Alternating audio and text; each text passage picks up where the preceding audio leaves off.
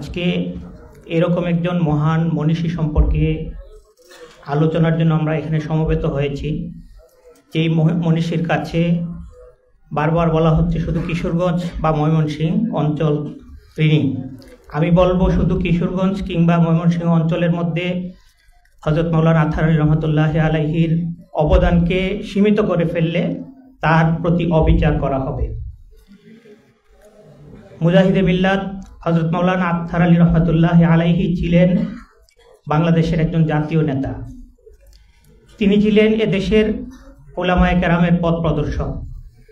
আজ থেকে 70 বছর 80 বছর আগে যখন এদেশের উলামায়ে কেরাম ইসলামী রাজনীতির কথা চিন্তা করতে পারতেন না, তখন ইসলামী রাজনীতির সূচনা করেছেন তিনি।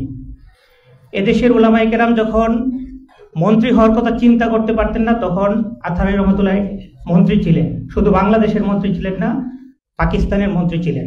পূর্ব পাকিস্তান এবং পশ্চিম পাকিস্তান মিলিয়ে যেই রাষ্ট্র ছিল, তিনি সেই সময় পার্লামেন্টের সদস্য ছিলেন।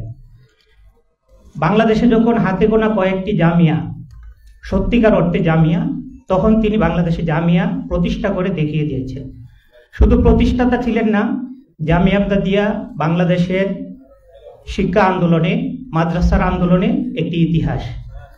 যখন উলামায়ে কেরাম মাদ্রাসার স্থায়ী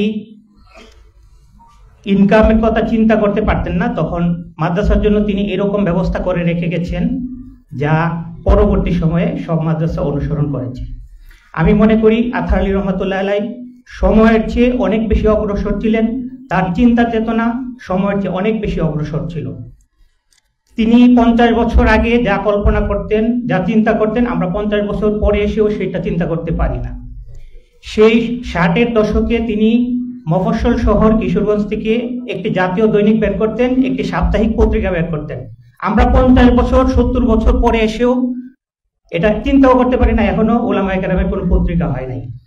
আতহার আলী রহমতুল্লাহ আমাদের চিন্তার বাতিঘর, আমাদের আদর্শের বাতিঘর। দুঃখজনক হলেও সত্য, গত প্রায় 20 বছর ধরে আমি ঢাকা শহরে আছি, আতহার আলী রহমতুল্লাহকে এ ধরনের নিয়ে কোনো আয়োজন কখনো দেখিনি। যারা আজকের এই আয়োজন করেছেন তাদের প্রতি আমরা কৃতজ্ঞ। আগামী প্রজন্মের কাছে আতহার আলী রহমতুল্লাহকে চিনাতে হবে, কারণ তিনি ছিলেন মহানায়ক, তিনি ছিলেন জাতীয় নেতৃত্ব। গত 15টি বছর একজনকে নিয়েই সব চর্চা হতো, ইতিহাসের নায়ক হিসেবে প্রতিষ্ঠিত করা হতো। অথচ আতহার আলী রহমতুল্লাহ যখন জাতীয় নেতা, যাকে নিয়ে এত তুলপাট, যাকে গত 15 বছর মাথায় তোলা হয়েছিল, তিনি ছিলেন তখন দ্বিতীয় সারির নেতা। এই জন্য আতহার আলী রহমতুল্লাহকে আমাদেরকেই তুলে ধরতে হবে। যারা এই আয়োজন করেছেন তাদেরকে অভিনন্দন, কৃতজ্ঞতা জানিয়ে আমার কথা শেষ করছি। আসসালাম।